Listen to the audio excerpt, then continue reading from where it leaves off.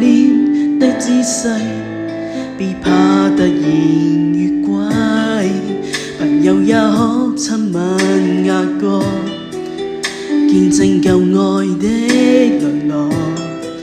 記憶對我全無知覺，有什麼熱火？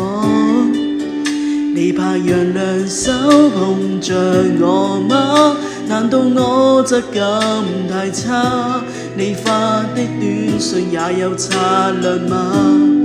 以後無需直接講話，喂一聲，這一聲你認得出我麼？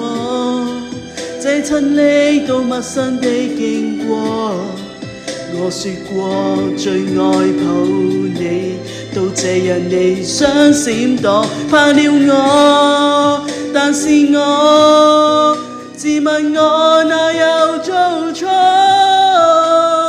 多日離開我，沒說別接觸這麼多，誰知驚我什麼？